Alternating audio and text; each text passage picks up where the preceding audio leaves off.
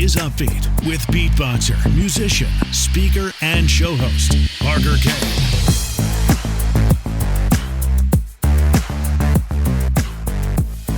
Hey guys, welcome to Upbeat, and thank you very much for being here and for listening in today. If you would, please follow the podcast wherever you're listening to it right now. And if you enjoy the show, please leave an Upbeat review. That is always super appreciated, so thank you for that. You might be listening to this podcast, because it is a podcast after all, or you might be watching this podcast on YouTube, because now I'm putting these episodes on YouTube every week. So that's some exciting news. I'm going to try to learn more of the video aspect to podcasting, and I'm going to challenge myself this year in 2021 to post more to YouTube. So listen to the podcast wherever you prefer, if that's your thing. If you want to watch it, you can go to YouTube. Just search Parker Kane. That's my name, Parker Kane, Kane. Just search that on YouTube. You should find my channel, and that's where I'm going to be posting these weekly episodes. So really exciting stuff. This episode that we're about to get into is really, really awesome. Met this guy on Instagram through a few connections. He is a real inspiration, and I'm excited to have him here on the show. His name is Anthony Trucks. He's a former college football player and NFL football player and American Ninja Warrior, as seen on NBC. He's an international speaker, host of the Shift podcast, and the founder of Identity Shift Coaching, where he helps you upgrade how you operate so you can elevate your life and business and achieve your full potential. His story is one of some serious ups and downs, some serious trials, starting with being given into the foster care system at 3 years old, and then being adopted into an all-white family, financially struggling family at 14 years old. He was adopted into that family, and then later getting into the NFL, which is exciting, but then losing that career due to a serious injury. So through all of that, he learned how to shift at a very young age, and now his life mission is to teach others to quote unquote make shift happen in their lives. So without further ado, let's get into this episode with Anthony Trucks. Anthony, thank you very much for joining me on Upbeats. I appreciate it. Happy to be here, man. I'm excited to chat with you. We had our chat on my podcast, and I get to come hang out with you here. Absolutely. And I've been very much so looking forward to this episode. I'm excited to have this happen when it is at the top of the year on January, start of 2021, because I think, we'll get into identity and stuff, but I feel like identity is a word that's overlooked and people don't fully grasp the real meaning of the word identity. And it's not really top of mind, but for some reason around this time of year, people are thinking about that and they're setting their goals for the new year. So I'm very happy to make this happen when it's happening. Yeah, man, me too. I've been actually, it's funny. I always spend time trying to refine things, and identity is this thing, and people are like, oh, what does identity mean? Change yourself. And so I actually found some interesting ways to describe it a little different. But yeah, right now is the time for people to start doing this work. Especially if they've spent any desire, any time trying to achieve something greater, and they really want to this year. And the game changer will be those who take up this concept and apply it. For sure. And before we jump into all those tactics, because I'm super excited about that, I've researched your story. I know a bit about it, but for the listeners who maybe aren't familiar with your story and the things you've been through, could you just share with us kind of your journey up through when maybe you were put in the foster system and then how things kind of shifted until who you are now? Yeah, man. I was given away at 3 in foster care, man. Grew up in a really crazy upbringing, crazy childhood. And it led me down some interesting paths trying to figure out how to live a life that I actually enjoyed, right? Because a lot of people, let's be honest, we don't enjoy most of the lives we live. We just, we go through the motions. And then sometimes we do have lives that are okay, but they're not great. And so my life was horrible to begin with. And it got to the point where I eventually, I kind of made my first kind of pivotal shift. That was when I was 15 years old, trying to find a way to be better at sports. And I got better at football, so much so that eventually got a college scholarship, which led to the NFL and a whole bunch of more craziness. But man, the big reason why I'm here now and doing what it is that I do is I got to this point where I grew up with a mom who at 14 was diagnosed with MS. And so she was always battling MS. And throughout my life, man, she was a real big reason why I didn't become a statistics in prison or homeless or those kind of things like foster kids typically do. And when I went through kind of my life, I got to these levels where I was always trying to figure out how to make things more successful, apply things in my life. And And, in football, it's easy. You just got to go run real hard and lift some weights and catch a football and tackle people. And like, it's pretty simple. But then life, dude, life is a monster. Like it is a whole different thing trying to figure out how to pay bills and live life and enjoy this thing and climb and grow and do some more passion for your life. It's nuts. But what I realized was I came out of the NFL after hurting my shoulder, and I wanted to build this whole new business, whole new life. And I broke my life in the process, man. I ended up, giving way too much time to things that did not need my time and energy. I was busy being busy. I neglected my family. So I lost my family.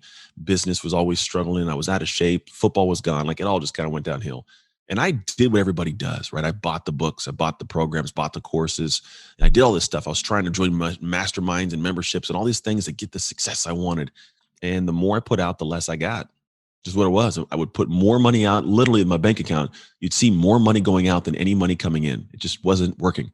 And in 2014, my mom passed away, and I was in the room with her, holding her hand as she took her final breaths, literally.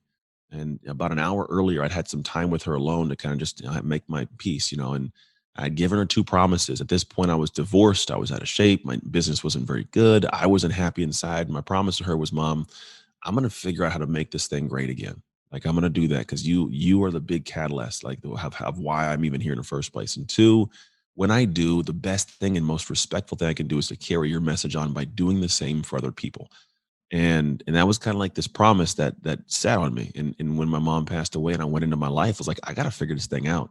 And what I did was what everybody else does. We just take these things and try to make things work, try to buy more stuff and engage, and that never worked. And what I realized was the issue was never the information. The issue was never the books or the course or the programs. All that stuff is phenomenal. The problem was who I was with it. And I don't mean how motivated I was. I don't mean my mindset with it. I quite literally mean the way that I was living my life with the information, or what I was doing and not doing with it. And the shift for me, the major one, came in 2016 when I woke up one day and just felt this wave of shame for the human I was and realized something's got to adjust. And I started looking real, real deep into Anthony to figure out what it is that I was doing, because I was the common denominator in all my failures. Everything, I was the one that was present in all of it.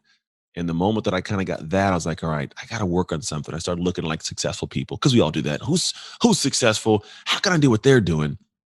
And then if you start looking at like interviews, I started looking at interviews, and people would ask them like, well, who were you back before you were successful with all this fame? And people would literally like just look up in the sky and then come back and say, I don't know. I was somebody different back then. And it was a kind of like that statement is an interesting one, because if you think about it, they didn't say I had a different mindset back then, or I had more money back then or less money. It wasn't that. It was like I was a different person. And that should be a big, big, humongous red flag to people of the issue isn't the information, it's who you are with it. And so for me, I started doing things that were outside of who I saw myself to be. I needed to improve and increase like the rhythm of my life, man. I needed to have different routines, different responses, different habits, different actions I took. And that wasn't something I could do one time and hope to win. I knew it had to be enduring. And that led me down the path of doing a whole lot of things that set my life up into a whole different flow of how I did things, a whole different rhythm with how I operate and see things and do things. And it brought my life back around, man. So I got to the point of fixing my marriage 3 years after divorce. My businesses thrive. I'm in good shape. Like I get to enjoy life in a really cool tick. So I made good in the first promise. And then now, I guess the rest of my life, which I'm enjoying, I get to make good in the second promise. I get to teach people how to do the same thing I did. Anybody who's out there figuring out like, hey, I want to have some more success in some area of my life, dude, the next best thing that somebody needs to do is literally stop looking for a bunch of information. I think that there is benefit to it, right? But before you start looking at more stuff to put onto your plate, you got to finish what's on the plate already. Figure out how to start doing the things you currently know to do, and then you start adding things to the whole entire life you live. And that's when people have major breakthroughs. It's absolutely insane, like some of the things you've been through and the things that you've learned. But I guess ultimately, from your past to who you are now, what's like the one thing that's consistently something you're passionate about? Oh man, I like humanity. It's always been a thing. I like it, whether it's my family or whether it's people that aren't my family. Like, the funny thing I think is the world, the best and worst parts of this world are people. It just is. Like they can make you feel bad, make you feel amazing. And so the passion I've always had has been people, man. I just, even as a kid, it's funny, as a kid, I didn't like people because of the reasons of being in foster care and just some heinous people. But once I started like letting people in. I have a immense joy for the relationships I have, the family I have, like the joy I get. I think relationships give you access to joy. It just does. It's the bottom line in my head. I don't even, anything that's been great and amazing great's been shared celebrations or telling people what I accomplished and getting that pump up. So the passion has been people for a long, long time. And it's cool that now I get to go back and actually do things that help other people achieve those things, man. It's cool watching people make money or save their marriages or get in better shape. Like, it's really an interesting thing to have the power to be able to do that through information out of my head. But again, it goes back to the same thing. The difference between me and the information other people get from other people is that I'm more of like, how do you do this? Like, not what do you need to know all the time, because there's things you need to know, but like, now that you know this thing, how do you make this something you do consistently? Because when that takes place, man, that's how people's worlds change. Yeah, well, in navigating the rocky waters, to allude back to what you were initially saying too, just that people change. They'd say things like, oh, that's who I used to be. That's not who I am anymore. That's a different person. It's crazy how much people change. And so remaining consistent and recognizing that you're changing, I don't even know where to begin with that. What are your thoughts there? Yeah, I mean, I don't think people usually don't notice their change. They just have changed. They notice that, life is maybe a little bit different, but people don't typically notice that they're changing, because it takes one decision. It takes one new job, new relationship, and you could literally just slide off into a new direction, because anything you give your energy to becomes who you are, even if it's the wrong thing.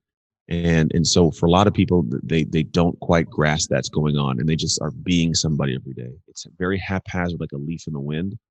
And I think what people don't grasp is, if you don't take a look at this is the logic of it. If you're being somebody every day, that being becomes someone. It just always does, right? Just over time, if you're being a dad, you become a dad. If you're being a coach, you become a coach. It's just how it is. If you're being that, and nobody thinks about who they're being every day. They just get up and go through the motions to survive, to pay bills, to get things done. And it's not a luxury to think about who you're becoming. The thing is, it's a necessity. Because if you just go through your life and you lose sight of it, and you lose sight of the fact that who you're becoming is that's the key to having things. Like, if I want to have more money, I want to have a better business. The key to that is becoming the person who has that more money, who has the free time, who has the insight. Become that person. When you do that, you get to have the things that person has. Without doing that, you don't get access to it.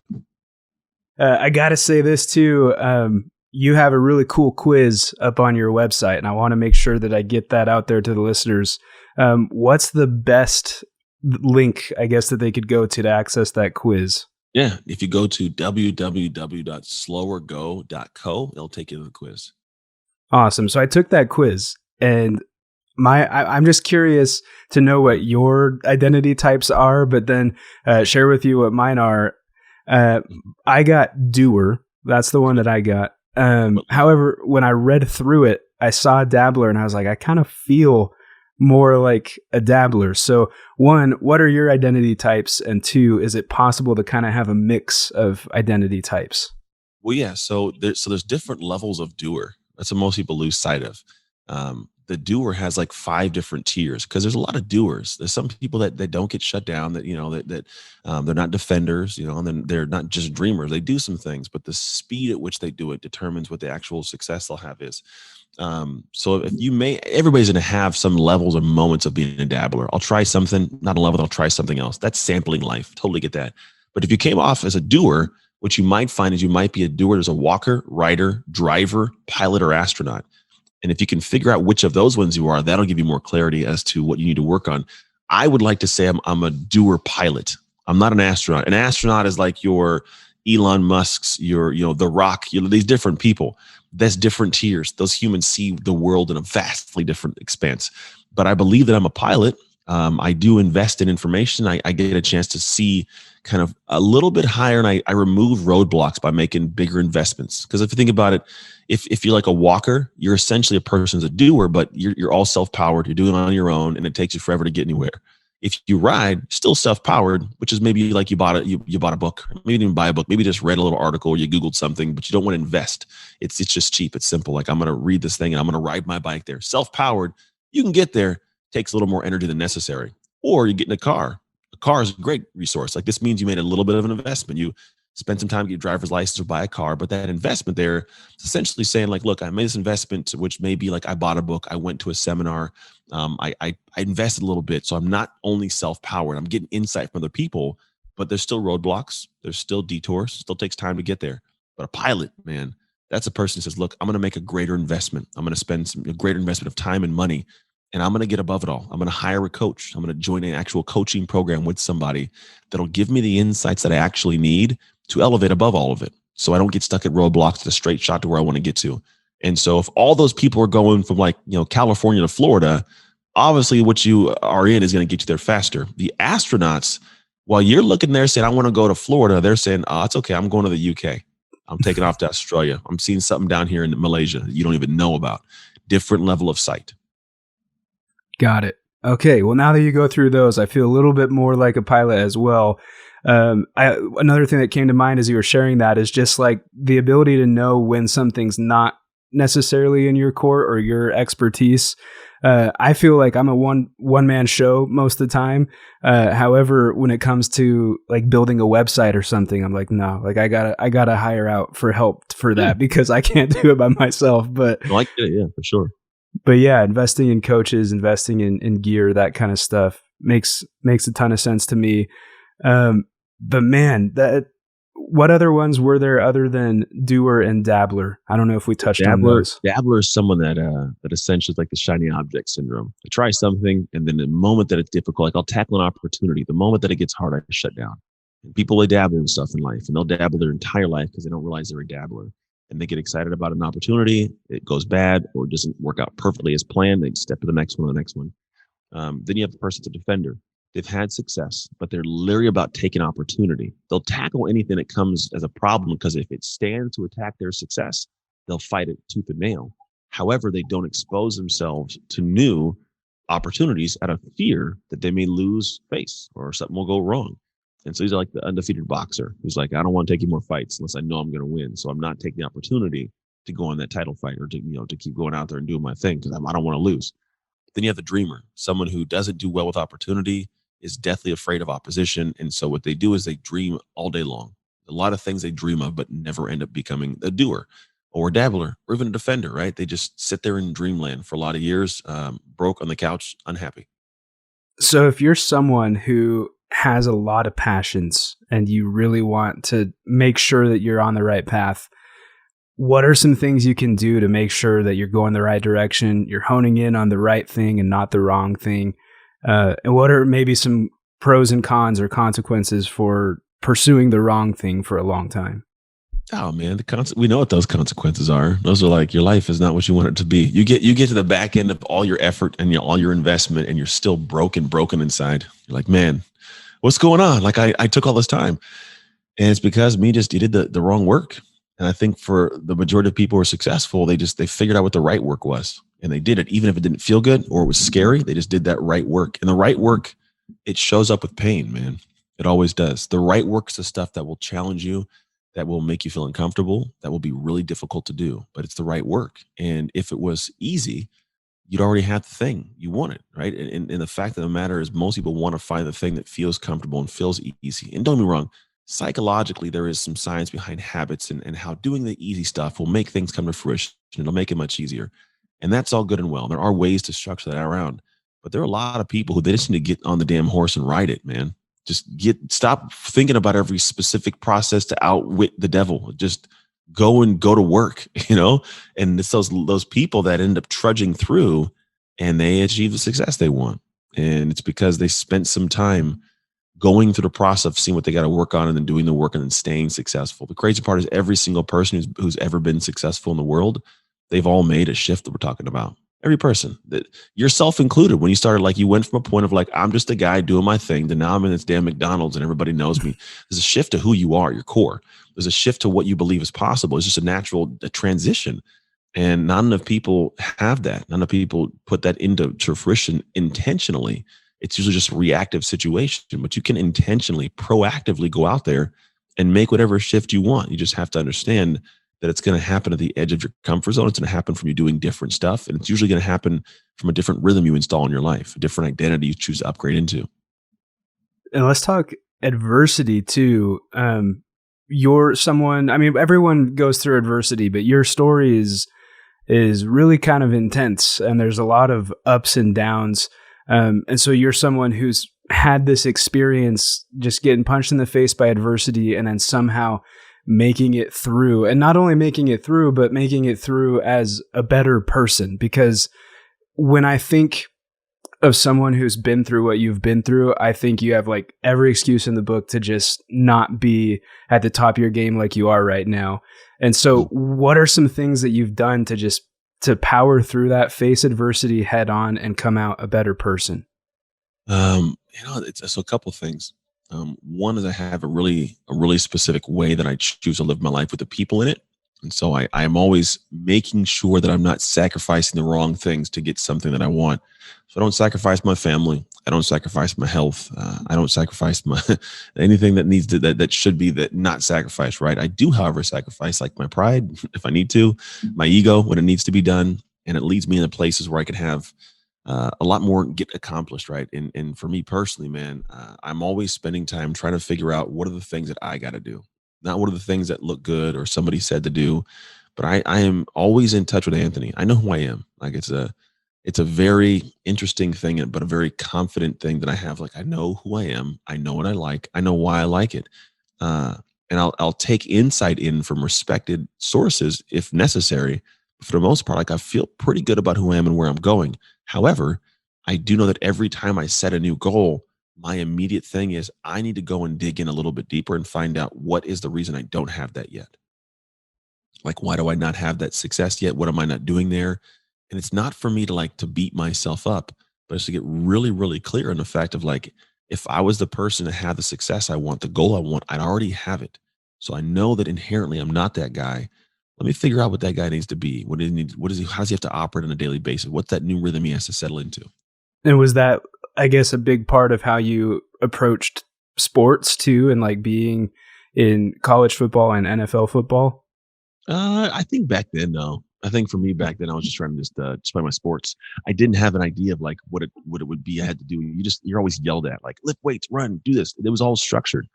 When you get out of sports, there's no more structure. You're responsible for your structure, and that becomes difficult, man. It becomes interesting to have like someone tell you when to wake up and when to go home every day. To where like, all right, it's on you. Figure it out now. Like it's a whole different monster. You can get a job. I mean, the jobs are cool, but you can't apply the same information. There's always this passion that's always boiling in the bottom of an athlete. There's always this drive to compete and to do something. And there's a level of comfort in crazy.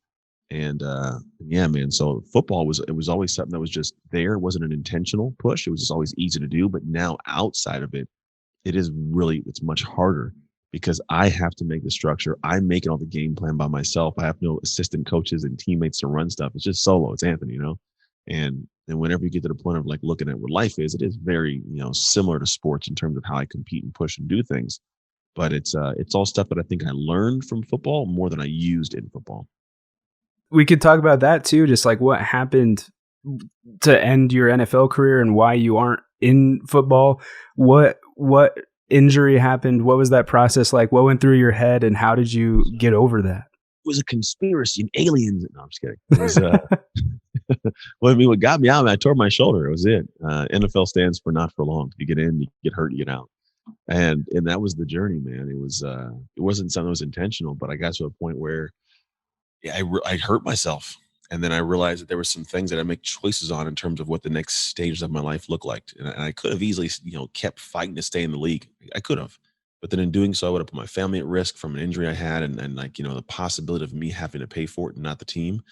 And then on top of that, like I just had this weird anxiety around the NFL. It was like I enjoyed it. I enjoyed being there. But to be totally honest, it wasn't fun. Like it's not emotionally fun. The money's cool, but the pain and anguish of it, like it can get you. It is a very cutthroat industry and world. Now, had no play in the reason why I didn't go back, but it didn't hurt, But the idea was like if I was to go back, I would have had to put a waiver on my shoulder. And if I'd ever got hurt in the shoulder, no team would pay for it. So if I all of a sudden, ruin my shoulder and it can't be, and then no one's going to repair it, I may not be able to do any kind of job because surgery is like $100,000. Like I'm gonna pay $100,000 to fix my shoulder. Like that's Nobody's going to do that. So I was like, all right, well, either I put my family at risk or I press on with my life. And so I leaned into pressing on with my life, which actually for me in hindsight was good, man. I saved my brain from being beat up a whole lot. But on top of that, I got to enter into something that I believe I was actually made for, which is this. Like of all things I do in my world, man, I believe this is the thing that God created my entire persona for. Like he created me to do this thing here. And it's a blast to get to do it because it allows me to do more than I ever could have done behind a helmet. Well, I would agree with that. You just, man, you have a light, and every time you show up anywhere, I'm sure that people recognize that light and you make people feel good. So there's a lot to be said with what you just said. And now that you're on the right path and you can really influence a lot of people, I think I kind of experienced something similar when I was in college and had that video go viral. I was a nursing major. I was going into the medical field. And then when the video went viral, I switched majors to communications and started looking into social media advertising and creating content. And then boom, like now I'm on a completely different path, but it feels so much more right. Yeah. Yep.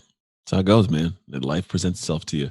But think about how many people could have had that opportunity, but didn't go down the path. Like they just kind of, and not that everybody's going to get this, beatbox at McDonald's moment, but there's going to be people that are presented with opportunities that just say, it's no big deal. I'm not going to do that. And they walk away from it. Whereas you're like, no, I'm going to head down that path. And you uncovered something and led yourself in a place where you get to experience life in a different, more amazing way. Absolutely. It's so true. You got to just show up. Have you noticed in your influence that you tend to help a lot of athletes since that was your background? Or do you think do you know that it's a pretty broad audience and you're out there helping everyone? Yeah. You know what? No, I don't actually do it. I don't work with a lot of athletes. It's a very interesting thing, right? You'd think that I would work with a lot of athletes. I don't. And it's not that I don't want to. It's just that what I do and how I speak about it, I don't know. I've never framed it to athletes and never actually went down that trajectory. And I don't know why that is. I don't know if it's because athletes still have not pulled the ego back. So they don't want to have, help, we'll call it, which is very odd. Because there's this, when I came out, I had this ego of like, I'm a former NFL guy. Nobody can help me. I got this. And it was the dumbest thing in the world because my entire career I had a coach, right? So why am I going to think that without having help, I'm going to be able to do anything?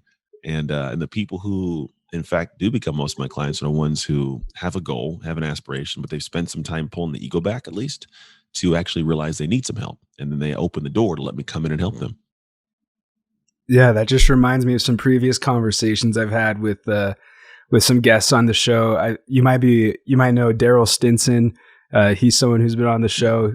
He helps athletes transition from their athletics career to, I guess, out of that into whatever passions they want or whatever careers they're going into. But another guest, Jeff Meyer, I'll have to introduce you to these guys if you haven't heard of them. Yeah.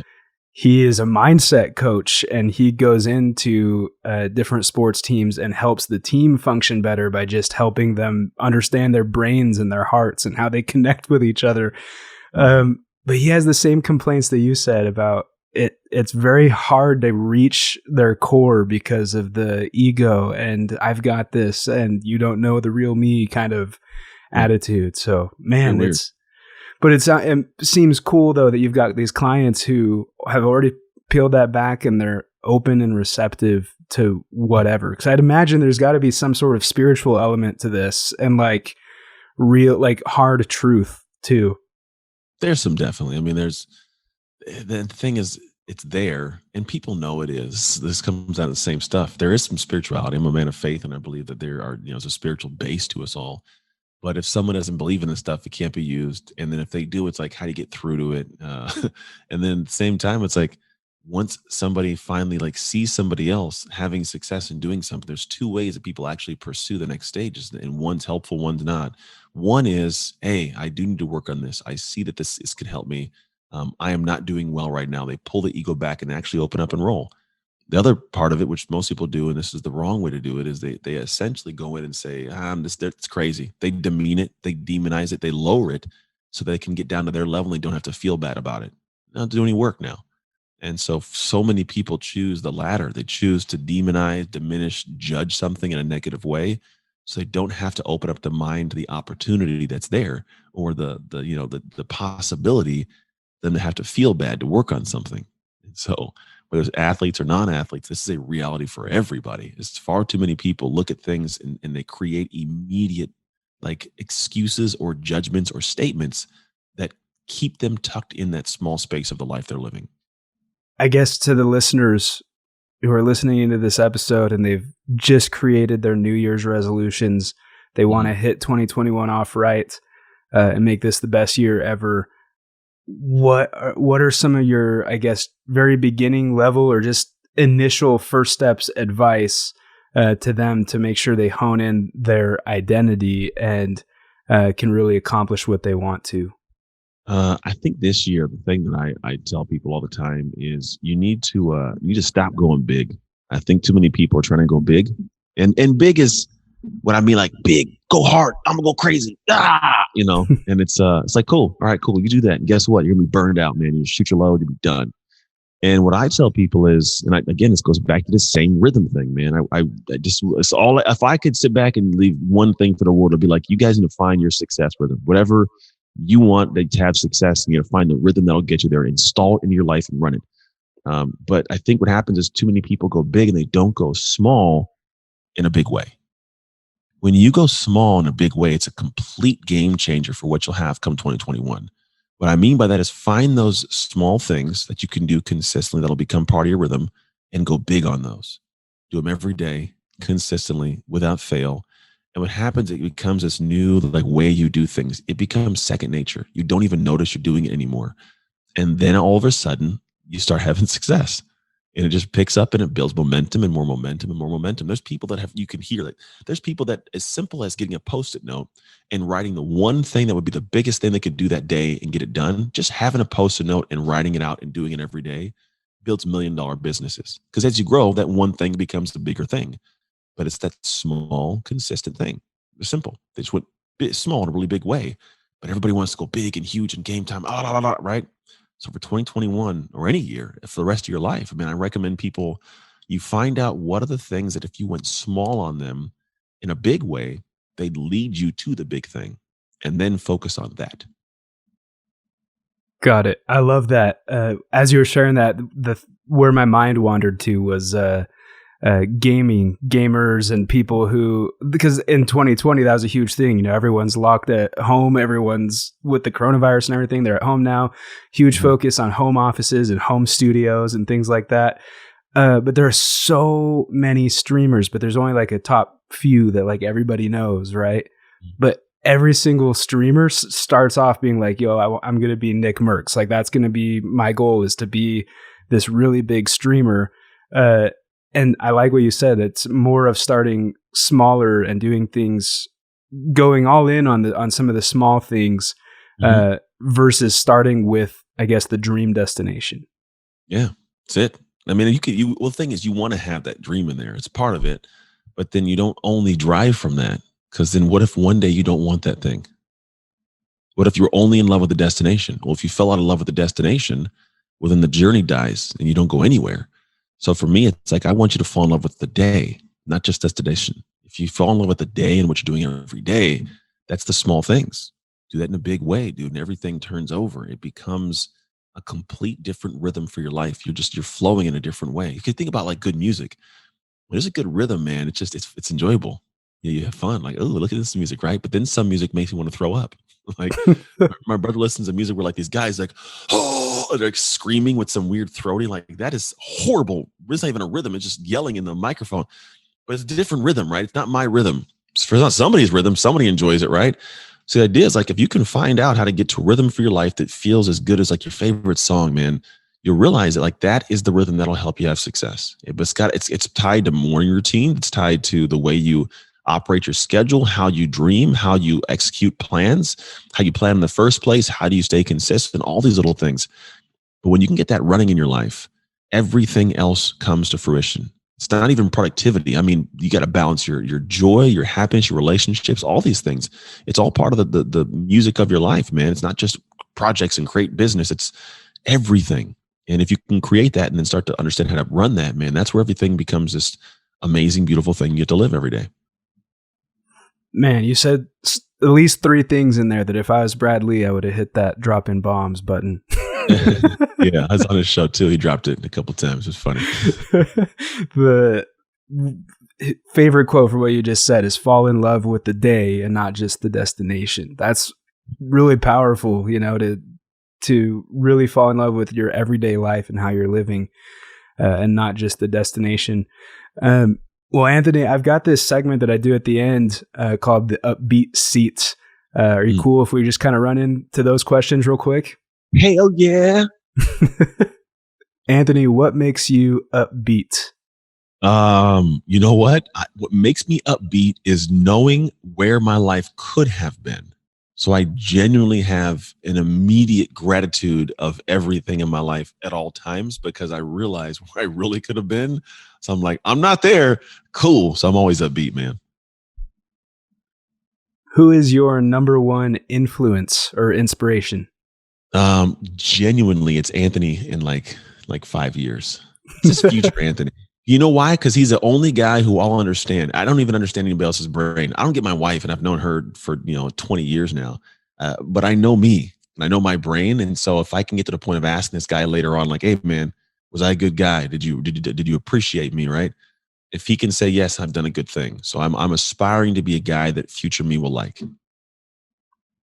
Awesome. I love that. And you kind of just alluded to this, but what kind of music do you listen to stay upbeat and motivated? You know what I listen to? I listen to electronic music, not techno music, but like electronic. I don't even know what the genre is called. I could not even tell you. It's called chill music on Apple Radio. But I don't listen to. I don't even know the last time I listened to rap or R&B. If I'm in the car, my wife will make me listen to country music, which I know all the songs, but I don't know the names of the people singing them. But dude, if I'm getting down to work and I want to like do something, I pop on chill music on the radio and it takes me to a different place. This is kind of a side note, but have you moved to Texas yet, or are you still Still in California? waiting, man. I wish I was in Texas at the moment because California's all shut down. Yeah, no, it just got me thinking. I didn't know anything about country, and then I lived in Nashville for 6 months, and my whole world changed. So, if you move to Texas, country might be even more a part of your life. I doubt it at all. I 100% agree. What is your favorite word? Shift. That's my word, man. It's funny is I have like if you look in my background, like this is my my big little sign that says "Make shift happen." That's my thing. But shift is the word, man. Awesome. And do you have a favorite TV show or maybe one that you watch with your family? Yeah, I watch a lot of shows with my family. A lot. One that I've really enjoyed up recently is one called Schitt's Creek. SCHITT. I love that show. Good show, man. It's not anything bad. Like I have a lot of friends who are homosexual, but usually it's like when we watch the shows, the TV shows, they're almost like too flamboyant. They overdo it. But David, bro, he's so funny. He's like the most enjoyable character that I've ever watched. That's like a homosexual, and I think the way they did, I watched the like little thing after. They did it to where it wasn't this thing where you made it a thing. It was almost like it was just norm. They filmed the whole show as if it was norm. So it wasn't trying to be accepted or trying to be, this is who I am. It was just who he is, and like, it was cool. Like watching him be him was actually pretty interesting, and it was fun. It was one of my favorite shows. Probably it's my favorite show at the moment of all time that I've watched. Awesome. Yeah, I watched over the pandemic and stuff. I watched that show with my mom, and both of us loved it. Absolutely loved David's part, especially. And yeah, so if you guys haven't seen it, go check out Schitt's Creek. Hashtag not a sponsor, but whatever. No, it's just an amazing show. Okay, last one again, kind of silly here, but what's your favorite Call of Duty? And do you want to squad up sometime? My favorite Call of Duty was Modern Warfare. They don't make it anymore. My kids have this new World War III or something, which is all right. But I'm an M16 guy with a red dot sight. I can't seem to figure out how to make this thing work the way it used to when I used to play years ago. I'm down, bro. Let me know. My son got the PS5 and I got a PS4 in the theater room. So we could rock and roll, bro. Hop on there and get some work done. Awesome. Sounds good. Well, Anthony, I'm going to close this out with a beatbox. But before I do, I just want to put your handles and links out there once more. Where would you like people to go if they want to contact you or follow you? Just go to @AnthonyTrucks on Instagram, man. That's all you got to do. That's probably the best. Or if you want to go to that quiz, hit the quiz. But yeah, if you go to Instagram, it's the best way to find me there. Awesome. Sounds good. Anthony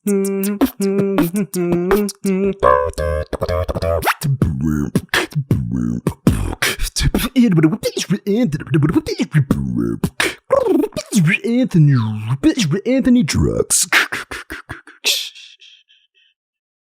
There you go. I'm gonna have to hire you to do like a little outro or intro for me at some point in time. Who knows? I might. Yeah, that'd be good. We'll have it figured out. Awesome. Yeah, I'd be 100% down for that. So just let me know.